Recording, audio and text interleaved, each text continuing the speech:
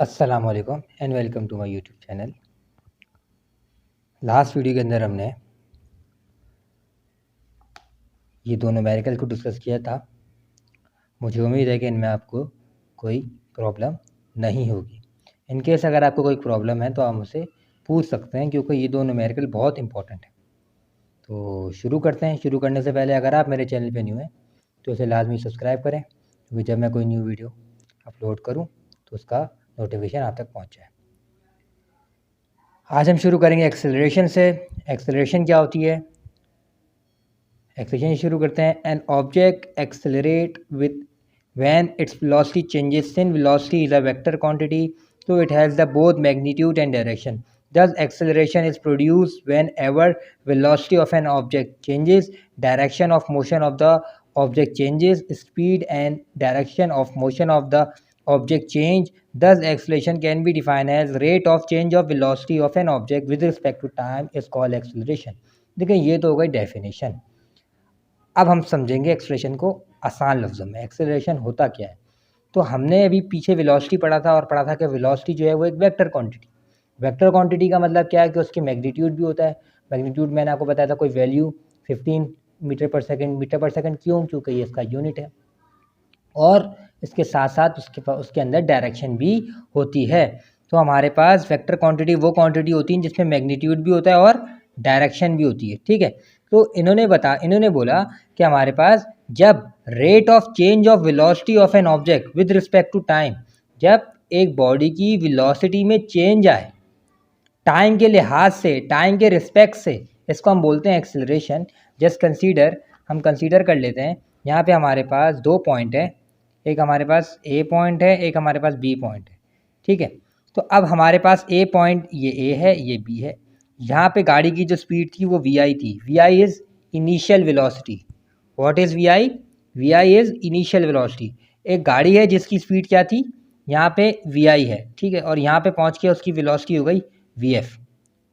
I hope कि आपको ये पॉइंट जो है वो आराम से ईजी नज़र आ रहे होंगे कि हमने कहा कि ये एक पॉइंट है, ए पॉइंट, ये बी पॉइंट। इस पर इसकी वेलोसिटी वी आई है, इसकी वेलोसिटी वी एफ है। अब गाड़ी यहाँ से लेके यहाँ तक पहुँच गई। अब इसकी वेलोसिटी यहाँ पे जो थी वो वी आई थी, यहाँ पे पहुँचने के बाद उसकी वेलोसिटी क्या हो गई? वी एफ हो गई। मतलब इनिशियल वेलोसिटी चेंज हो गई वी एफ के अंदर। ठीक है, तो इधर अकॉर्डिंग टू डेफिनेशन क्या है? Rate of change of velocity, velocity का चेंज हो जाना with respect to time, time के रिस्पेक्ट से। तो अब आपको पता होना चाहिए कि चेंज कैसे निकालते हैं। तो मैं अब आपको यहाँ पे लिख के बताता हूँ। डेल्टा वी, डेल्टा क्या शो करता है? Delta represent as change. तो यहाँ पे चेंज क्या हो रहा है? वेलोसिटी चेंज हो रही है। कैसे? इनिशियल से फाइनल में चेंज हो रही है। तो देखें, हमेशा हम चेंज कैसे निकालते हैं? हम बाद वाली में से पहली को माइनस कर देते हैं। इसका मतलब क्या है? वी एफ में से वी आई को माइनस कर देंगे। ठीक है, और with respect to time, time के रिस्पेक्ट से मतलब टाइम भी तो कोई ना कोई इन्वॉल्व हो रहा होगा। जब एक ऑब्जेक्ट जो कि यहाँ पर है, जब वो ए से बी पे जा रहा है तो कोई ना कोई टाइम लग रहा हो, उसका टाइम लग रहा होगा वो ए से बी पे पहुँचने में। तो हम यहाँ पे डिवाइड कर देंगे टाइम से। तो ये फॉर्मूला हमारे पास बन जाएगा किसका? एक्सेलरेशन का। ये डेल्टा वी जो है ये रिप्रेजेंट कर रहा है change in velocity V F minus V I upon T. तो इसको हम इस तरह भी लिख सकते हैं और इस तरह भी लिख सकते हैं। ये दोनों फार्मूला जो हैं ये हमारे पास किसके हैं? एक्सेलरेशन के फार्मूला है। मुझे उम्मीद है कि यहाँ पे जिस तरीके से V F minus V I upon T लिखा हुआ आपको नज़र आ रहा होगा वो आपको समझ में, अब जिस तरीके से मैंने आपको यहाँ समझाया तो अब आपको कोई प्रॉब्लम नहीं होगी कि सर ये कैसे लिखा हुआ है। इसी तरीके से लिखा हुआ है change in velocity divide by time taken. Change कैसे निकालते हैं? बाद वाली वेलोसिटी क्या है? V F. तो वी एफ बाद वाली को पहली वाली से माइनस कर देंगे, V F minus V I, V F minus V I upon T. तो ये हो गया हमारे पास एक्सेलरेशन। हमने एक्सेलरेशन पढ़ा है कि एक्सेलरेशन क्या होता है। मैं आपको यहाँ पे बता देता हूँ। Rate of change of velocity is called acceleration. तो हमें क्या पता लगा भाई कि एक्सेलरेशन क्या है? चेंज ऑफ वेलोसिटी का, वेलोसिटी का चेंज होना। अब आपको ये बात मैंने बताई थी कि वेलोसिटी जो है वो एक वेक्टर क्वांटिटी है। वेक्टर क्वांटिटी का मतलब क्या होता है कि इसमें मैग्नीट्यूड भी होता है एज वेल एज डायरेक्शन भी होती है। तो वेक्टर क्वांटिटी क्या होती है? जिसमें मैग्नीट्यूड भी हो और डायरेक्शन भी हो। सो स्टूडेंट, हमारे पास वेलोसिटी का चेंज होना ना क्या कहलाता है? एक्सेलरेशन कहलाता है। मैंने अभी आपको बुक में बताया था कि हमारे पास कंसीडर कर लेते हैं कि ए और बी दो पॉइंट हैं। यहाँ से एक ऑब्जेक्ट शुरू होता है और यहाँ पर पहुँचता है, ठीक है, पहुँचता है। तो इस पॉइंट पे उसकी वेलोसिटी वी आई थी और इस पॉइंट पे उसकी वी एफ थी। तो वेलोसिटी का चेंज होना ना, चेंज कैसे निकालते हैं? बाद वाली को पहली वाली में से माइनस कर देते हैं विद रिस्पेक्ट टू टाइम, तो हमारे पास एक्सेलरेशन आ जाता है। अब हम डिस्कस करेंगे, देखें वेलोसिटी क्योंकि वेक्टर क्वांटिटी है तो एक्सेलरेशन भी क्या होगी? एक वेक्टर क्वांटिटी होगी। और इसका यूनिट क्या होता है? मीटर पर सेकंड स्क्वायर, जो कि इसका एसआई यूनिट है, एसआई यूनिट, ठीक है। अब मैं आपको कुछ बातें बताऊंगा कि जो आप लोगों को पता होनी चाहिए एक्सेलरेशन के हवाले से। ये बहुत इंपॉर्टेंट है और वो तमाम बातें एमसीक्यूज में पूछी जाती है। एक तो इसका यूनिट, सेकंड ये कि अब आप मुझे बताएं कि वेलोसिटी चेंज हो रही है तो देखें इनके दरमियान जो रिलेशन है ना, एक्सेलरेशन और वेलोसिटी के दरमियान, एक्सेलरेशन और वेलोसिटी के दरमियान जो रिलेशन है वो डायरेक्टली रिलेशन है। डायरेक्टली रिलेशन क्या होता है कि एक के बढ़ जाने से दूसरा भी बढ़ जाए। तो इसका मतलब क्या है कि अगर वेलोसिटी इंक्रीज हो रही है, इफ़, मैं लिख देता हूँ, if velocity increases then acceleration increases. So इनके दरमियान कौन सा रिलेशन है? डायरेक्ट रिलेशन है। डायरेक्ट रिलेशन क्या होता है कि एक के बढ़ने से, जैसे कि वेलोसिटी इंक्रीज हो रही है तो एक्सेलरेशन भी बढ़ रही है, ठीक है। इफ वेलोसिटी डिक्रीजेस तो एक्सेलरेशन भी क्या हो जाएगी? डिक्रीज हो जाएगी। मतलब वेलोसिटी के बढ़ने से एक्सेलरेशन बढ़ जाएगी और वेलोसिटी के कम होने से एक्सेलरेशन कम हो जाएगी। अगर वेलोसिटी इंक्रीज होती है और एक्स, तो जो देखें अगर वेलोसिटी इंक्रीज हो रही है तो एक्सेलरेशन बढ़ रही है, तो उसको हम बोलते हैं positive acceleration. Positive acceleration, positive acceleration क्या होती है? When velocity increases. Positive acceleration कब होगी? जब हमारे पास वेलोसिटी इंक्रीज होगी। तो जो उस बॉडी के अंदर जो एक्सेलरेशन होगी वो कौन सी होगी? पॉजिटिव। फिर आती है नेगेटिव एक्सेलरेशन। नेगेटिव एक्सेलरेशन क्या होती है? नेगेटिव एक्सेलरेशन के दो नाम हैं, ये आपको पता होने चाहिए। तीन, सॉरी, नेगेटिव एक्सेलरेशन और डीएक्सेलरेशन,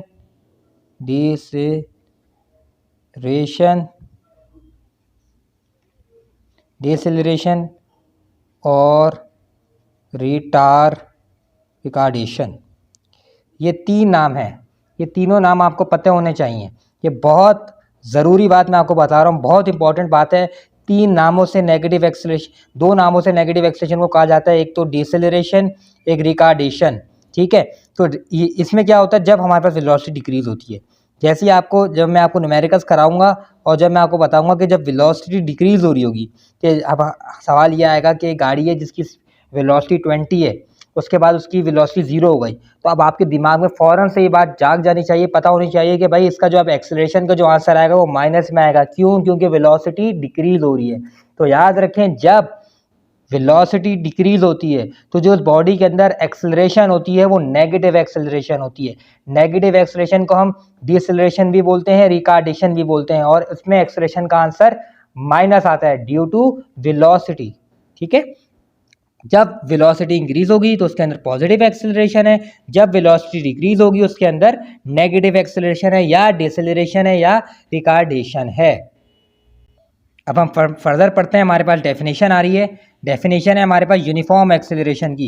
यूनिफॉर्म एक्सेलरेशन क्या होता है? A body has uniform acceleration if the velocity of the body change by an equal amount in every equal interval of time period. इसका मतलब क्या है कि एक बॉडी के अंदर यूनिफॉर्म एक्सेलरेशन होगी जब उसकी वेलोसिटी चेंज हो एक equal amount in every equal time period. का मतलब क्या है? देखें, हम ये कह रहे हैं कि हर 10 सेकंड के बाद ना वेलोसिटी चेंज हो रही है और एक ख़ास अमाउंट से चेंज हो रही है।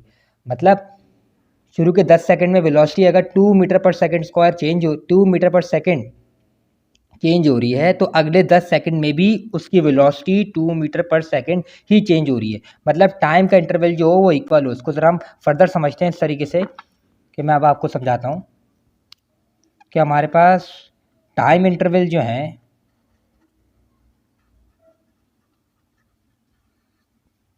ठीक है। टाइम इंटरवल, पहला इंटरवल जो है फर्स्ट इंटरवल 10 सेकंड बाद पहला इंटरवल आता है हमारे पास 10 सेकंड में। इसमें जो वेलोसिटी होती है v जो होती है वो 2 मीटर पर सेकंड होती है, ठीक है, डेल्टा v। सेकंड इंटरवल आता है वो भी 10 सेकंड का होता है।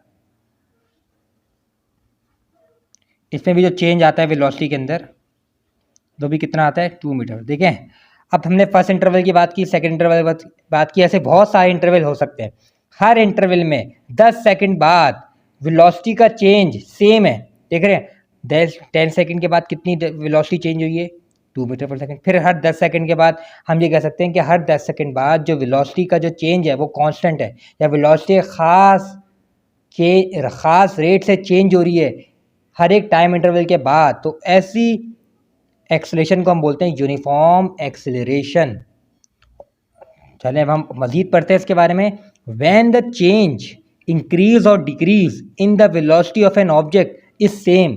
ये बहुत बहुत इंपॉर्टेंट बात है, यहाँ से आप इसको मार्क आउट कर लें कि जब हमारे पास चेंज होता है, मतलब जो वेलोसिटी का चेंज होना है वी आई से लेके वी एफ है, जो वो चेंज हो रहा है जिसको हम निकालते हैं वी एफ माइनस वी आई, इस चेंज को व्हेन द चेंज इंक्रीज और डिक्रीज, या तो वो चेंज इंक्रीज हो सकता है या तो डिक्रीज होगा। जब वो इंक्रीज होगा तो पॉजिटिव एक्सेलरेशन होगी, डिक्रीज होगा तो नेगेटिव एक्सेलरेशन होगी। तो उन्होंने बोला जब वो चेंज इंक्रीज या डिक्रीज जो हो रहा है in the velocity of an object is same for every second, हर सेकंड के लिए वो चेंज क्या हो, सेम हो जाए, then its acceleration is uniform. तो ये बहुत बहुत ज़्यादा आपको ये बात इंपॉर्टेंट बात इन्होंने कही है कि जब हमारे पास जो चेंज है, चेंज अब आपको पता है दो तरीके से हो सकता है, या तो या तो एक्सेलरेशन या तो वेलोसिटी बढ़ रही होगी या तो कम हो रही होगी।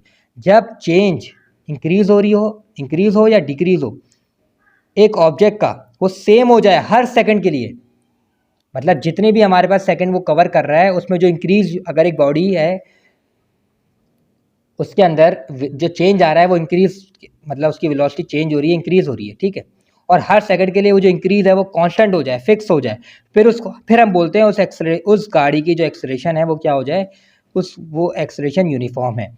फिर इन्होंने बोला when velocity of an object is increasing by 10 every second, हर गुजरता सेकंड बाद गाड़ी की स्पीड में 10 मीटर पर सेकंड से इजाफा हो रहा है, देन द एक्सेलरेशन, फिर जो एक्सेलरेशन होगी वो क्या होगी 10 metre per second square. When the velocity of the object is decreasing by 10 metre per second every second, then the deceleration is 10 meter per second square. Thus uniform acceleration can be defined as a constant rate of change of velocity is called uniform acceleration. एक constant rate से velocity का change होना उसको हम बोलते हैं uniform acceleration. देखें, अब मैंने आपको बताया जैसे कि चेंज जो होता है या तो इंक्रीज होगा या तो डिक्रीज होगा। तो अगर वो इंक्रीज हो रहा है और हर सेकंड में इंक्रीज सेम है, जैसे कि इधर इन्होंने एग्जाम्पल दी कि 10 मीटर पर सेकंड का इजाफा हो रहा है हर सेकंड बाद, मतलब फर्स्ट सेकंड में 10, फिर सेकंड में भी फिर 10, थर्ड सेकंड में फिर 10, फोर्थ सेकंड में फिर 10, इसका इजाफा हो रहा है, तो उस गाड़ी की एक्सेलरेशन कितनी है 10 मीटर पर सेकंड स्क्वायर। और ऐसी अगर एक गाड़ी है जिसकी वेलोसिटी के अंदर जो चेंज है वो 10 metre per second square second से कम हो रहा है और हर सेकंड में 10 मीटर पर सेकंड उसकी वेलोसिटी डिक्रीज हो रही है, देन उसकी जो एक्सेलरेशन होगी वो डिसेलरेशन कहलाएगी। कितनी, आपको पता है एक्सेलरेशन होती है हमारे पास, अगर हम उसको पॉजिटिव एक्सेलरेशन कह लें या एक्सेलरेशन कह लें, तो वो पॉजिटिव एक्सेलरेशन को हम जब लिखते हैं जब वेलोसिटी इंक्रीज हो रही होती है, और डिसेलरेशन हम जब लिखते हैं जब एक्सेलरेशन कम हो रही है। तो कोई यहाँ पे एग्जाम्पल में हमें बताया है कि एक ऑब्जेक्ट की जो वेलोसिटी है वो डिक्रीज हो रही है 10 मीटर पर सेकेंड, तो उसकी जो एक्सेलरेशन होगी बेसिकली वो डिसेलरेशन कहलाएगी, ठीक है, वो 10 मीटर पर सेकंड स्क्वायर ही होगी। क्यों, क्योंकि वो कांस्टेंट रेट से चेंज हो रही है। A constant rate of change of velocity is called uniform acceleration. जब एक बॉडी की, एक ऑब्जेक्ट की कांस्टेंट रेट से चेंज आए, उसकी वेलोसिटी में कांस्टेंट रेट से चेंज आए, कांस्टेंट रेट का मतलब क्या है, हर सेकंड में फिक्स चेंज आए, मतलब अगर पहले सेकंड में 5 मीटर पर सेकंड का चेंज आ रहा है, देखें फर्स्ट सेकंड में 5 मीटर पर सेकंड का चेंज, सेकंड में भी 5 का, थर्ड में भी 5 का, फोर्थ में भी 5 का। देखिए फर्स्ट सेकंड में भी 5 का आ रहा है, सेकंड में भी 5 का आ रहा है, थर्ड में भी 5 का आ रहा है, फोर्थ में भी 5 का आ रहा है। अब आप इस चेंज को कुछ भी ले सकते हैं, मैं मतलब कुछ से कुछ भी लेने से मुराद ये आप इसको कह सकते हैं कि 5 से बढ़ रही है, 5 से इंक्रीज़ हो रही है या 5 से डिक्रीज़ हो रही है। आपको जो चीज़ गौर करनी है वो ये है कि हर 1 सेकंड बाद मतलब 1 सेकंड में 5, फिर अगले 1 सेकंड में भी 5, मतलब 1 में 1 ऐड करें तो 2 हो जाएगा। पहले सेकंड में 5, दूसरे सेकंड में भी 5, तीसरे सेकंड में भी 5, चौथे सेकंड में भी 5। तो आप ये देख सकते हैं कि ये जो चेंज है, ये चेंज कांस्टेंट हो गया है। तो जब हमारे पास चेंज ऑफ वेलोसिटी कांस्टेंट हो जाए हर सेकंड के लिहाज से, तो जो एक्सेलरेशन उस बॉडी के अंदर होती है वो होती है यूनिफॉर्म एक्सेलरेशन। आई होप कि मेरी बात आपको समझ में आ गई होगी कि एक सिंपल एक्सेलरेशन में क्या फ़र्क है और यूनिफॉर्म एक्सेलरेशन में क्या फ़र्क है। सिंपल एक्सेलरेशन में ज़रूरी नहीं है कि जो चेंज आए बॉडी के अंदर, इंक्रीज़ या जो डिक्रीज़ हो रहा है वेलोसिटी का, अगर एक वेलोसिटी के अंदर जो चेंज आ रहा है, या तो वो वेलोसिटी इंक्रीज़ हो रही है या तो डिक्रीज़ हो रही है, वो हर सेकंड के हिसाब से फिक्स नहीं होता, ठीक है? तो वो हमारे पास सिंपल एक्सेलरेशन कहलाती है, ठीक है? सिंपल एक्सेलरेशन कहलाती है। अब यह यूनिफॉर्म एक्सेलरेशन, इसमें फ़र्क क्या है? इसमें जो हमारे पास वेलोसिटी का जो चेंज होना है ना, देखें वो फिक्स है 5 5 5 5 और हर सेकंड के हिसाब से। तो ये क्या बन जाएगी हमारे पास? यूनिफॉर्म एक्सेलरेशन बन जाएगी। उसके बाद इसको निकालने का फॉर्मूला है V F minus V I और T two minus T one, ठीक है? किसके बराबर? Delta V over delta T. आपको पता है डेल्टा कैसे निकालते हैं? बाद वाली को माइनस से पहली को माइनस करते हैं, V F minus V I और delta T T two minus T one. इस तरीके से हम क्या निकाल सकते हैं? यूनिफॉर्म एक्सेलरेशन को कैलकुलेट कर सकते हैं। अब जो कि आपको पता है कि इस चैप्टर में जो न्यूमेरिकल्स हैं वो बहुत इंपॉर्टेंट हैं, बहुत इंपॉर्टेंट के हामिल हैं। तो मैंने ये सोचा है कि मैं इंपॉर्टेंट जो न्यूमेरिकल्स हैं वो आपको करवाऊँगा, पर तमाम एक्सप्लेनेशन के बाद। और आप लोगों के लिए गुड न्यूज़ है, गुड न्यूज़ ये है कि बच्चे जो हैं वो काफ़ी परेशान हैं नोट्स के हवाले से। तो मैं आपको चैप्टर के एंड में बिल्कुल मोस्ट इंपॉर्टेंट काइनेमेटिक्स से जो मोस्ट इंपॉर्टेंट क्वेश्चन हैं जो पेपर में आते हैं, बोर्ड के लिए मोस्ट इंपॉर्टेंट क्वेश्चन है, उनके नोट्स प्रोवाइड करूँगा, आपको दूँगा, ताकि आपके लिए और मज़ीद आसानी हो जाए। और ये जो मैं आपको कंप्लीट एक्सप्लेनेशन दे रहा हूँ, ये आपके लिए एमसीक्यूज़ में बहुत काम आएगी। ये आपको पता होना चाहिए कि जिस तरीके से बोर्ड बोर्ड जो हमारे पास जो एजुकेशन बोर्ड है, इन्होंने सिंध बोर्ड जो है, इसने जो बुक्स चेंज की है, तो इन्होंने इस बुक को एक बहुत मेयारी बुक किया है। और जो एमसीक्यूज़ जो अब आएँगे वो इस तरीके से आएँगे कि आपको चैप्टर रीड आउट करना पड़ेगा, चैप्टर की एक्सप्लेनेशन आपके पास होनी चाहिए। जब तक आपको चैप्टर की एक्सप्लेनेशन नहीं होगी, तो आप ईज़िली एमसीक्यूज़ को नहीं कर सकते। तो ये जो मैं आपको समझा रहा हूँ डिटेल में, जो कि आज एक्सेलरेशन ही मैंने आज आपको पढ़ा है, और पूरी वीडियो आज हमने सिर्फ एक्सेलरेशन के बारे में ही पढ़ा है कि एक्सेलरेशन क्या है, उनके दरमियान वेलोसिटी और एक्सेलरेशन के दरमियान डायरेक्ट रिलेशन है। जब वेलोसिटी बढ़ती है तो कौन सी एक्सेलरेशन होती है, वेलोसिटी कम होती है तो क्या होता है, यूनिफॉर्म एक्सेलरेशन क्या होता है, सिंपल पॉजिटिव एक्सेलरेशन क्या होता है। ये तमाम चीज़ें हमने डिस्कस की हैं डिटेल में, और ये तमाम चीज़ें एमसीक्यूज़ में पूछी जाती हैं। तो अब आपने इन एक्सप्लेनेशन को भी अपने दिमाग मतलब इनको भी अपने दिमाग में बिठा लेना है कि एमसीक्यूज़ के हिसाब से ये बहुत इंपॉर्टेंट है। और जो मैं नोट दूँगा, उन नोट से उनको आप नोट्स को मतलब उस नोट से आप याद भी कर सकते हैं। तो मैं बिल्कुल उस तरीके से लिखवाऊँगा जिस तरीके से आपने पेपर में लिख के आना है। तो जिस तरीके से मैं आपको नोट्स प्रोवाइड करूँगा, अगर आप वैसे ही बोर्ड में लिख के आएँगे, तो आई गारंटी कि आपके बहुत अच्छे नंबर आएँगे। आई होप कि आपकी आज की जो वीडियो है, उसमें जो एक्सेलरेशन को हमने जिसको डिटेल में डिस्कस किया है, उसके सारे कॉन्सेप्ट क्लियर हो गए होंगे। इन केस आपको कोई क्वेरी है, so you can inform me in the comment box and stay tuned for more videos.